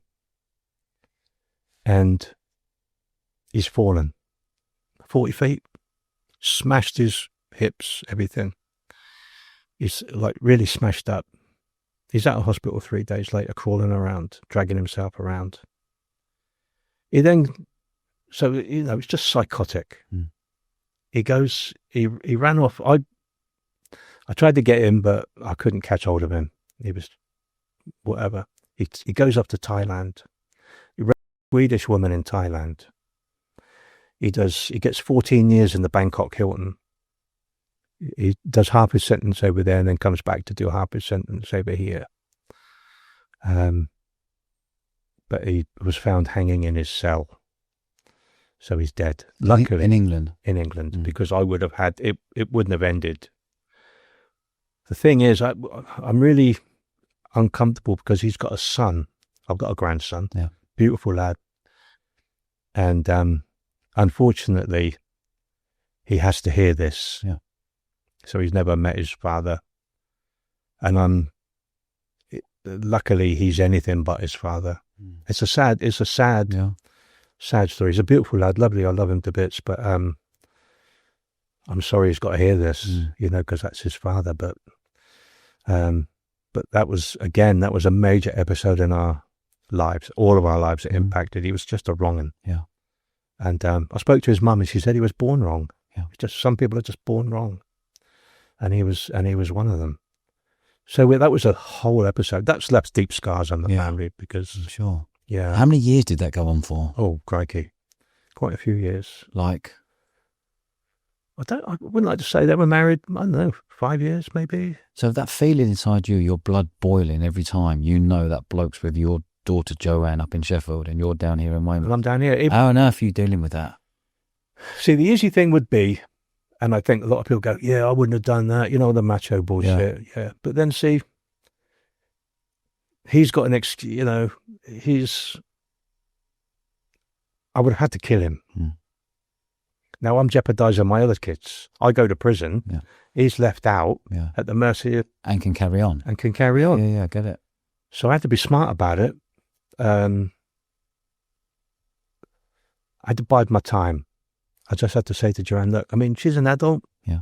You don't have to be there. We've come to get you twice, all the way to Sheffield, at a moment's notice to get you out of a hostel. You've been in hostels here, there, and everywhere. But she goes back. And it's that bad boy thing, isn't it? Yeah. He wasn't a bad boy. He was a fucking arsehole. Yeah. And he was nothing. He was nothing. You know, I smashed him up easy. But how old were you at this time? oh crikey, I must have been in my 40s. Okay. Yeah. And what's that? I just can't get my head round knowing my daughter's with someone. How did you know that she was getting domestically? How did you know she was getting abused? It was just obvious. Everybody because she was loved up, she didn't want to tell her dad. Or was it got to a point where it was like, Dad, this is what's happening? Did she open up to you? Oh, we knew. Everybody knew. I Okay. think it was local knowledge. Okay. Because Ben, he was well known. Yeah. In the town, you know, because he was just. I mean, he would just go up to somebody and just like he was a sort of bloke who just got up to somebody at the bar and punch him Yeah, for no reason. for no reason. Yeah, It's okay. just, you know, but very selective. You know, not the big lumps. Somebody who was just like just an everyday normal guy. How did you deal with that? How did you deal with it? I'm thinking, my daughter's up there. I know what's going on. I'm 200 miles away. You laying there at night, your blood's boiling every night for that period, that time. Yeah, but even when she was living in Weymouth with him. Did you know what was going on when she was living in Weymouth? Yeah. But I'm of the opinion that she's an adult, right? Joanne, listen, you don't have to be there. You know, we had all these discussions. You can walk away at any time. I understand that side of things where I know people that are experts in this field that, you know, well, why didn't you just leave? It doesn't work like that. Yeah. They get them. Yeah. They isolate them. They control them. Yeah. Totally. Proper narcissist. Grab. Yeah, 100%. You know, Push them away from their family and friends. Yeah. So I knew, I understood that dynamic. But I also knew I didn't want into the fall of the trap that I was going to get locked up for doing something. I had to bide my time, which I did. Yeah, so, I mean, but like I say, there's still scars. Yeah, I'm sure. You know, for everybody from that. Have you ever been nicked? Yeah, I've been arrested loads of times, got to court, charges dropped. Okay. I've done army time. Yeah. But out of army time, how many times have you been nicked roughly, do you reckon? 5. Yeah. Yeah, 5, maybe 5 times. Nothing's followed through after that? No. All to do with GBH, ABH, violent or... Yeah, all that. All of that? Yeah, hit a policeman. Yeah, so, but, you know, get to court, talk to my solicitor, comes out, charges dropped. So, when did you hit a copper? What for? This is when I was living in Brixton. Went out with this young lady. Yeah. Went out about 4:00 in the morning. We got a taxi to near. We'd parked the car up. It was about 4:00 in the morning. I think it was Camberwell down that way. Anyway, she wanted a car moved. So I got in. I was pissed as a fart. As soon as I got in, the old blue lights. I got out.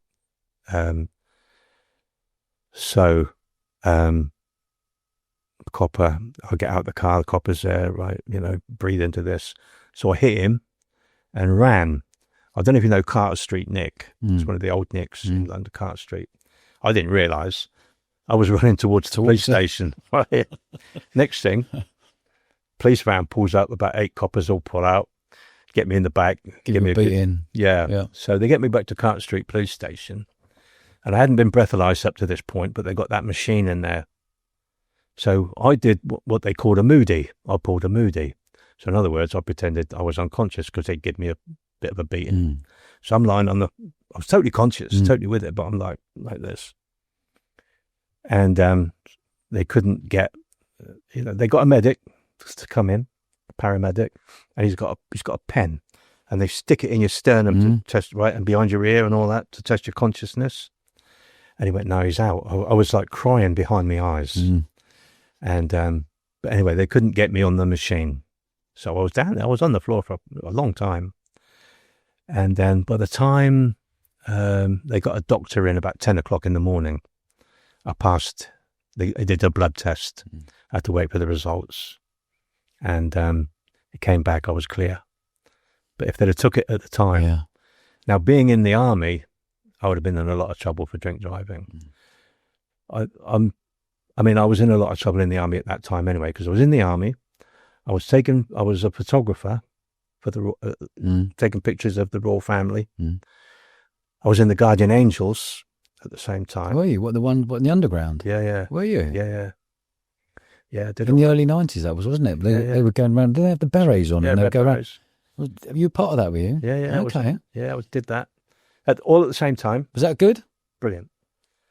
But There's a lot of that going on at the moment in Bournemouth now. They've got these safeguard force where there's ex-military, That's ex-doorman, going around safeguarding Bournemouth. They've just launched it a couple of weeks ago. Yeah. It's needed. Yeah, no, 100%. Yeah. Yeah, no, I was doing that. I was looking after these guns. I was a raw photographer. I was taking photographs of the royal family all the time. Princess Diana, the Queen. Were you? Yeah. Doing all that. I mean, I was probably at the palace. Only if they knew. Yeah, exactly. Yeah. Only if they knew. But this is this is what I'm saying about, I didn't know who the fuck it was, whether I was a gangster. I was, whether you were a gangster, whether you were a photographer, with your army, with your yeah. I was doing, I was part of the Troops Out movement in Northern Ireland. I was going on the Troops Out marches. It was a crazy time, but I think I was trying to say something. I can't remember what it was, but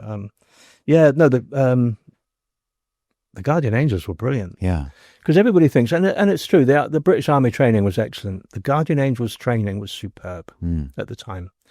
Now they're not the same anymore. They were a registered charity at the time. They're not anymore. And why was that? What was happening? What was happening at that time? Right, there was a lot of trouble on the underground. Yeah, on the Northern Line specifically, and we were just a reassuring presence for people.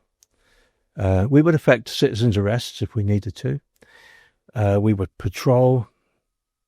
Not just the only places we didn't go, we weren't invited into, was Brixton and Chinatown, and we would patrol everywhere else all night. Why not Soho or Chinatown, and why not Brixton? We went. Yeah, we could go around Soho. Yeah, but why not in it? Because they would deal with it themselves. Yeah, okay. Yeah, no, we don't need you. Yeah, fair enough. Yeah. But you enjoyed that, didn't you? How many years were you doing that for? Oh yeah. Okay, it's 1 year. Quick burnout because you work in the day, you go out patrolling all night. Yeah. The training was excellent. And this was the first time, because I was doing a lot of martial arts at the time as well. I don't think I slept. I was living in barracks. Yeah. My wife had gone. So, you know, and it was I didn't wear uniform. I hadn't worn uniform for a couple of years. It was a suit, tie. That was my uniform.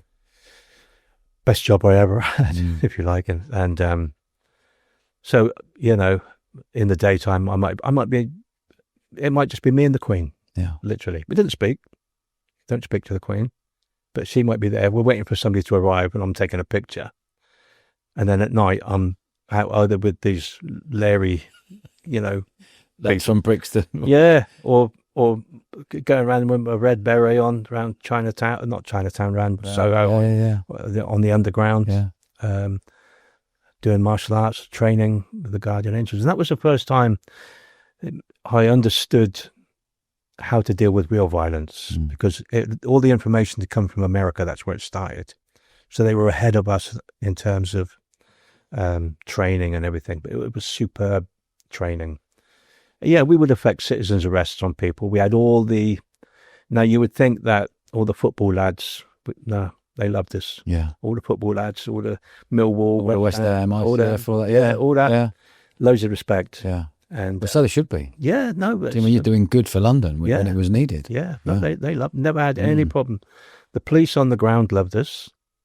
Politically, the higher ups didn't like us because it's showing that they're not doing the job. Yeah. And they didn't like that. But the coppers on the ground said, you know, they're doing a great job, you know. We'd get stuck in. The training was good. So that was, again, now I've just come back from the Gulf. And I'm the only person, just coming back, I knew what I was going to say about the drink driving thing and all the trouble that was. Yeah. I'm the only person I know ever to get a letter of displeasure from the Major General in London. So he's as high as it gets. Yeah. Right. And he wrote me a letter of displeasure. And he did that in a kind way because I was due to get out the army and they could have bust me and that would have affected my pension. Right, okay. So he's you've been a very naughty boy, basically. And he gave me a good telling off. Yeah. I had to go and stand before him. And it was put on my record, letter of displeasure. I didn't actually get a letter. It's just a kind of, I don't know of anybody else that's ever had one in the army. I want to roll back a bit. You mentioned a name earlier, right at the start of the podcast. Excuse me. Jeff Thompson. Yeah. Doorman, Coventry. Yeah. A massive, huge amount of respect he's got around the country. Yeah. 100%. What's your relationship like with Jeff? When I left... And he's written his own book as well, hasn't he? I think he's a prolific author. Yes, He's okay. written a lot of books. So it was when I was doing a lot of martial arts. I couldn't make it fit. I was doing a bit of door work in London. I was doing security at Wembley, all that sort of stuff. I was doing bits and pieces on the door up there, but when I could fit it in. I was doing martial arts. I was doing Wing Chun. I was training with good people. I was training all the time. I was doing the Guardian Angels, brilliant, all good stuff. But it didn't really equate with what I was seeing on the street with the Guardian Angels, people trying to apply martial arts techniques and things. So I had this question. I started a little notebook questioning. And at that time, there was a magazine, I think it was Fighting Arts. And it was the first time what we call reality-based training was starting to come out, which questioned the validity of traditional martial arts in, if I can call it, a street context. Because up to that point, everybody, if you were a black belt, you were rock hard. And so Jeff Thompson questioned the validity. He was a high-level karate guy with a guy called Peter Constantine. He became, I think he was David Beckham's bodyguard, amongst other things. Yeah. So the two of them set up an organization called the British Combat Association.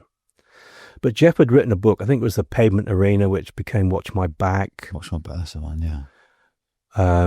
He wrote the #1 best-selling self-protection book, which I wrote the last chapter for. Did you? Yeah, I wrote the last chapter.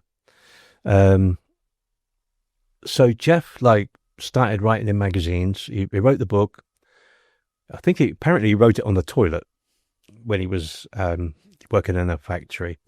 So he was a high-level karate guy, and he questioned, is this going to work for real? So he went on the doors in Coventry, and that's the book that he wrote about his experiences. Tough place, guys. I had a nightclub up in Cov on the estate there. Yeah. Tough place. Yeah. Tough Yeah. place. Yeah. And so he made a name for himself. And I was writing for the magazines as well on the same theme. So it became a huge thing in the martial arts world, because a lot of the traditional martial artists were affronted and offended. What do you mean we can't fight for, doing all those karate? Jeff went, well, I think he was a third Dan. And, he kind of worked out what would work and what didn't, and his experiences on the door, and he wrote about it in his book. And it became huge. He got invited over to America as a prolific author, and we became friends. So with the British Combat Association, I became one of their top instructors. There was, in fact, I think it was me, Peter, and Jeff. I was a coach, which was the highest level. And I was very close to Jeff at the time, and Peter. I still keep in touch with Peter.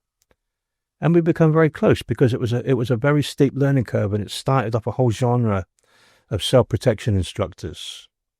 And a whole movement, if you like, of what's now become known as reality-based self-defense, if you like, RPSD. And Jeff was at the forefront of that, Jeff and Peter. And the British Combat Association became the organization to question the validity of traditional martial arts. At the same time that was happening, the UFC had just started, because Jorge and Gracie in America, the Gracie family. The Gracie family. It's funny you should mention that, right? Go on. I get loads of messages come through going, you look like Rix and Gracie. You look like Rix and Gracie. You look like Rix and Gracie. I'm like, who's this Rix and Gracie? You're sitting there. You've got to say, they're ours. A compliment. They're ours at H's. Yeah? It's Hickson. Oh, was it? Hicks. Oh, was it Hicks? I thought it was Brixton. No, it's spelled R but it's pronounced. Oh, it's pronounced. Okay, yeah. So there's Rorian, which is pronounced Horian. Oh, okay. So all the R's are H's basically. But I remember Googling going, Yeah. I'll take that. Yeah. Yeah. He's not well at the moment. No, apparently not. No. Yeah. No. But he's what, 60? I think he must be 67, 66. Catches up here. Yeah. Yeah. But no, that had just started. So these two things paralleled each other. Yeah. So again, which is going to beat who? Is karate going to beat kung fu? Going to beat judo, taekwondo, and whatever? So they went right. It was Horian Gracie that actually said, "Well, let's have a cage, and let's just get in there. Minimum rules, and that's evolved into the UFC. Is that where it's all come from? That's where it's all come from. My God. But we paralleled there. So because I trained with the Gracies. I've had I had Carlson Gracie at my gym. I've had loads of like UFC. So I was an instructor with Eric Paulson, Richard Bastillo. Do you know? No. Right. Okay. So when Bruce Lee died, his legacy went to two men, Dan Inosanto and Richard Bastillo. And these are the two guys that lineage continued. Dan's still alive. Dan Inosanto's still alive. He's quite old, but still in there. Yeah. Richard passed away a few years ago. I was an instructor and a friend of Richard Bastillo. So having that lineage, a lot of people in martial arts go, "Oh, who was your instructor?" Well, it was Fred. Don't really know his second name, but he was a world champion. Yeah. In his imagination. Yeah. No receipts. Exactly.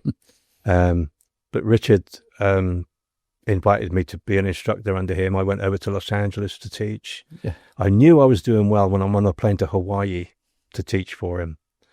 That was some years ago. He made my wife, Jackie, promise that I would be there, and she fulfilled that. Yeah. I was on the plane. She made it happen. But so I was, my martial arts credentials, being an instructor under Richard Bastillo, trained with Bruce Lee, personal friend of Bruce Lee, trained with Dan, but only on seminars. We had a strong gym in Weymouth at one time, a proper British champions, Thai boxing. Yeah, it was, and that was the same time as I was on the door. Yeah, we had a fighters gym. We had a hardcore, had an MMA team, putting mixed martial arts fighters out there, training that. I was like getting off the door. Didn't have a lot of money. Money's never been my thing. But so I'd finish the door. I'd drive up to the other side of the country, Manchester or whatever. Train all day. I'd sleep in the car, wash in the toilets at the venue or whatever. Couldn't afford a hotel or anything, or sleep in a field, train. And it was all part of that mad time that you did what you had to do to get it done, And I always saw it as an investment. So, like, if it cost me £100 petrol to go somewhere or train, or we're going to go there and learn. It's invest in. And that's just, it was those years, I suppose, 91, from 91 when I went to London, left in 93, so it was those 2 years, mad time, doing martial arts up there, and then coming out, opening up a gym. The gym, I couldn't, because of the PTSD, I couldn't have a job. Yeah. I couldn't, I just couldn't have a job. Yeah. I couldn't work. So I thought I'll open up a gym just for my own amusement, Yeah. And it took off. And how many years have you been running that gym for? 30 odd years. Is it? And it's called? It's not there. I gave it up during COVID. Yeah, okay. What was it called? Weymouth Martial Arts Centre. Okay.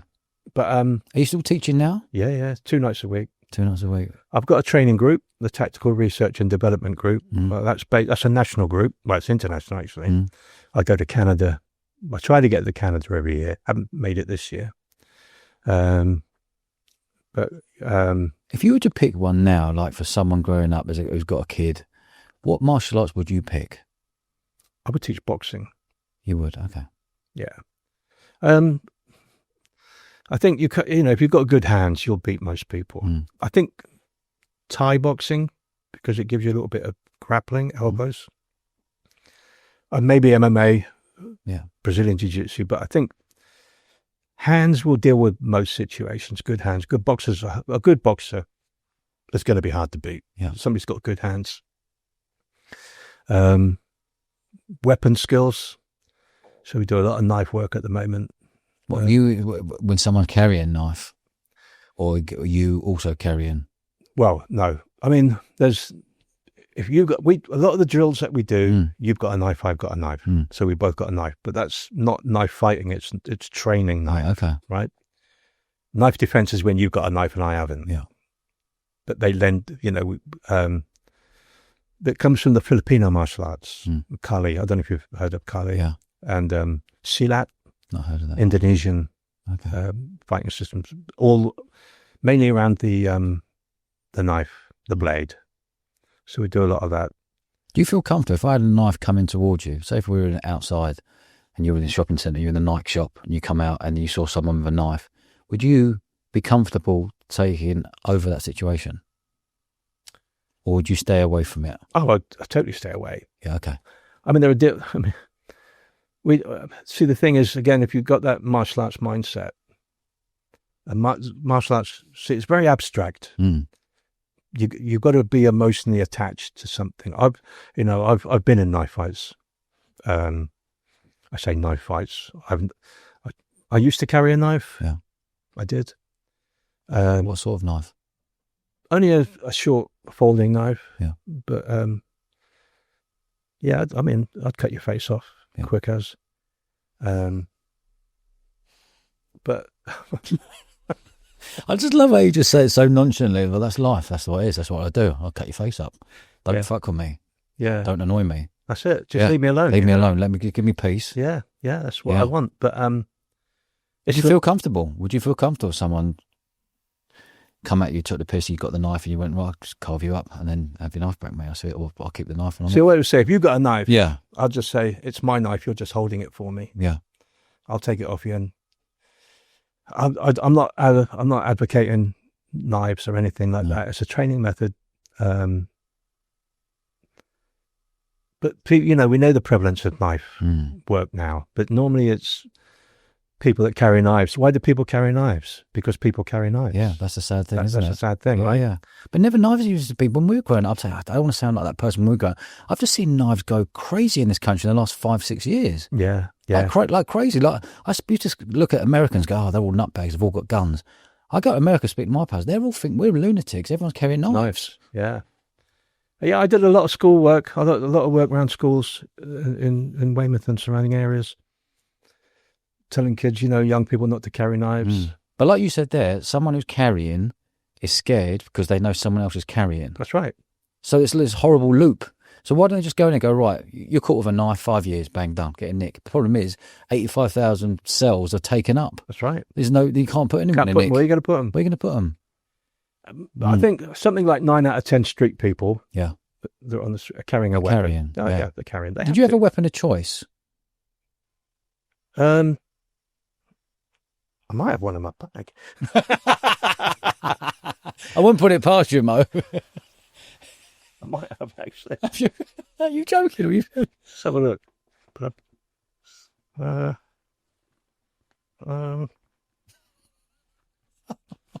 So What's that?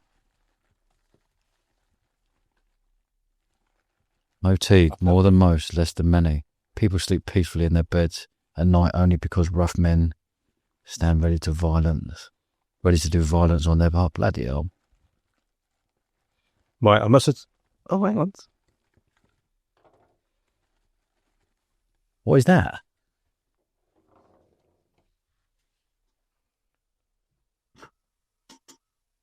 Yeah. So you can't get nicked with that? Well, Dave Courtney said, Yeah. never carry the weapon you're not prepared to do the time Do the for. time, yeah. But he always carried a duster everywhere he went. Yeah. But a duster would be 6 years? Yeah, something like that. It's minimum, 5 years, it's yeah, 5 or 6 years? Yeah. What's this called? To me, I've got a couple of variations on this. I don't know. There's different names, Yarrowas and Yeah.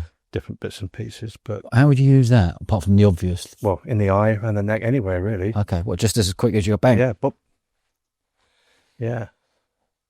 You don't know, do you? No, mate, I get it. Listen, I totally get it. Can you get nicked for that or not? What's that called? It hasn't got a name. I'll just call it a stick. I don't know. It's like, how would you explain that for someone listening, not on YouTube? How would you explain that? It's like you're never without a weapon. Yeah.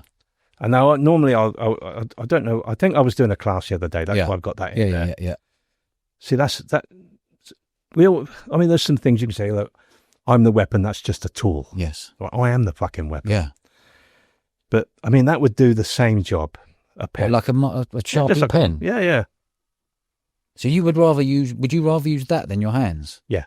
As a tool. So you've always got a tool somewhere. Always. Is that right? Always. So if anything kicks off in the street, you're walking down the missus, you're straight at the back. Give me that Sharpie pen. Yeah, that's What's this? Or whatever's there. Whatever. Everything is a weapon. Okay. Everything. And you think tactically. You've got to think like, I always say, think like Jason Bourne. Yeah. Yeah, we have experts see things that non-experts don't. You can read the situation. You know what's going on before other people do. So give me an example now. Say if me and you kicked off in here now. Yeah. You've clocked things around you that you'd use before using your hands, or use it with your hands as a weapon. We're probably going to get that glass around the head. Yeah. With the water in it, or are you going to have a sip first? Both. Yeah. Mate, it's fascinating.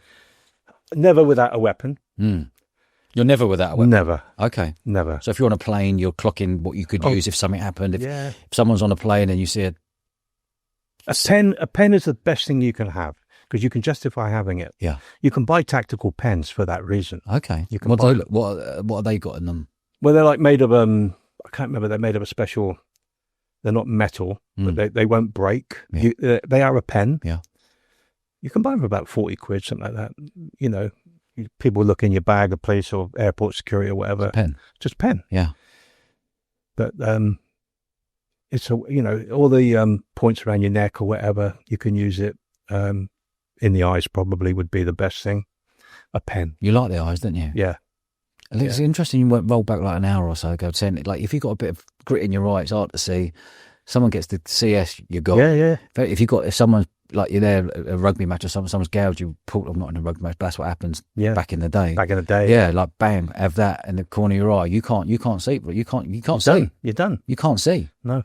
And you're bent over, double trying to sort your eye out. That's right. So is the eye the right thing? What was the one we were talking about earlier? Where it's like whether someone's going to have a go, you go bang bang, you flick in the eye. Yeah. Is that a good one? I did it to my mate's nipple in class the other day. His nipple, just a flick, and he was like, he couldn't do anything for 10 minutes. Yeah. I used to do it to the nutsack to people. Yeah, we always do. All the boys bang bang bang like that. That's a killer though. That's a 20-minute, all right, isn't it? Yeah. But yeah, anywhere. I mean, we have a saying. The nutsack. Yeah, collar thing. I have a saying. Yeah. Lead with speed, follow with power. Okay. So basically, make them flinch by doing something, and then follow through. There's bang. There's your power shot. Okay. So yeah, it's lead with speed, follow with power. Yeah. And that would normally be like a flick to the eye, flick to the throat. Because if I want the chin, now a lot of guys know, they understand all about lineups. Yeah. You know, when I was on the door, I'd be like, don't fucking line me up. Yeah. So you had to hide. We have a thing called the fence. Yeah. What's it called? The fence. The fence. Okay, go on. So it's basically, I don't let you get within arm's distance. Right. Okay. So at all occasions. Yeah. Stay away. Okay. So I had a thing, and Jeff recognised me in his book, a thing called talking hands. So I'm talking with my hands. My hands are movement. If my hands are static, you'll flinch at that moment. Right. Okay. But if my hands are moving all the time, you won't pick up that initial motion. Okay. So Jeff credit. So talking hands, I'm creating a fence. I've got a reaction zone here, right? Now people would recognize that. Street guys don't fucking line me up. Yeah. So I came up with a thing called the invisible fence. So the invisible fence is, you're at that distance, you're safe. You have to take a step to get into your territory. Yeah. Right? Okay. Yeah. Before you can do anything to you. I've drawn a line on the floor, not literally. Yeah. But if you step over that line, I hit you. You're not coming towards me because we're having, obviously in context of what's going on. You're obviously being aggressive or whatever. And we have a thing called action triggers. And when I said to you before about John Wayne saying about being willing, he's not going to hesitate.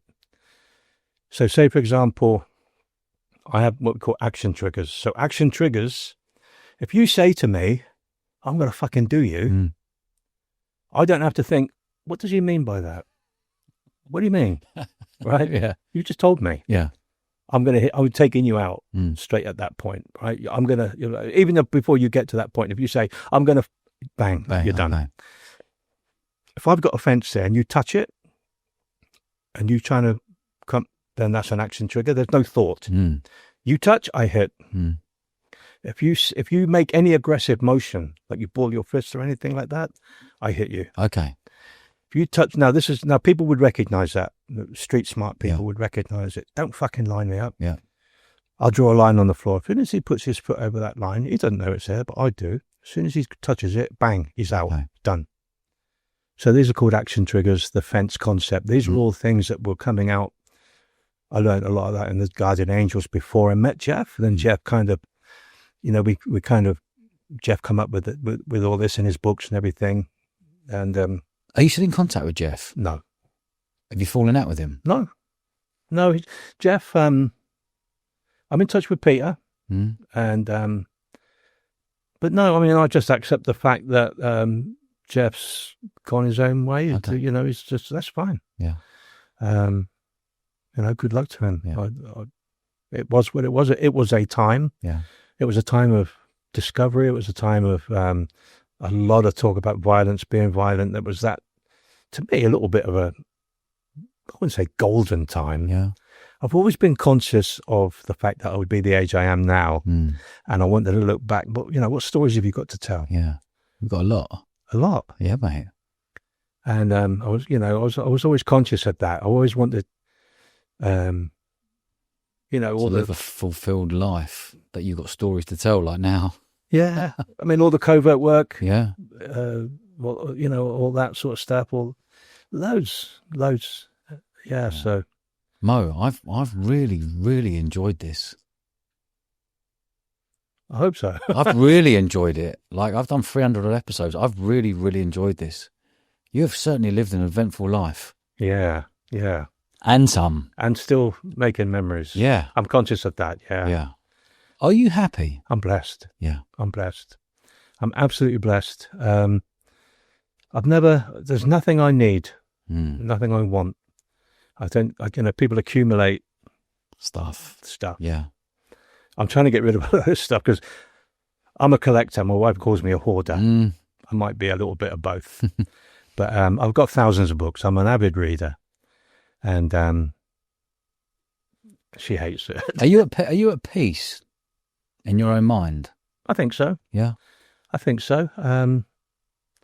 I've still got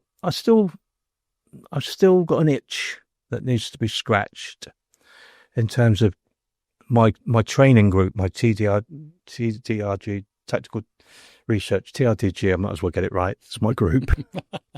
I've got a really great group of people, friends. Most of my students, probably all my students are my friends. Yeah. So I've got my local students in Weymouth, and I've got my national group. I've got Steve in Canada, and I want to grow that because I think that'd be your legacy. Yeah, I think that's important. I don't think it's what we build. I think it's what we leave behind is important. And I'm actually, people are going to laugh when they hear this that know me. I'm writing a book. I'm writing 2 books. Yeah. One would be one's my autobiography, and I've been writing that for 20 years, and I keep saying it's going to be done. It's going to be done. It's not done yet, but I'm on it. And the other book is kind of like a life coaching type, from my lessons. It's not about having more, it's about wanting less. Yeah, I agree. And being happy with what you got. Yeah. Showing gratitude. Yeah. Grateful for what we've got. I have an attitude of gratitude. I am blessed. I live in a wonderful part of the world, got a wonderful family and wife and all the rest of it. Lovely. So, friends. Yeah. And this is gravy. Yeah. Happy days, mate. Happy days, yeah mate. 100%. This has been a pleasure, Mo. Likewise. Yeah, mate. I've properly enjoyed this. Thank you. Yeah, thank you for making the effort. Not been an effort, mate. No. Not been an effort. Happy It's been a days. pleasure. Yeah. You're a good man. No, bless you. Thank you. Nice. Good man, Mo. Yeah, thank you. Lovely. Fucking hell. Thanks for watching, guys. If you'd like to see someone on the show, leave a comment below. And if you haven't already, do us a favour, show us a bit of love, press the subscribe button, and it allows us to grow the show even bigger and bigger each week. Nice one.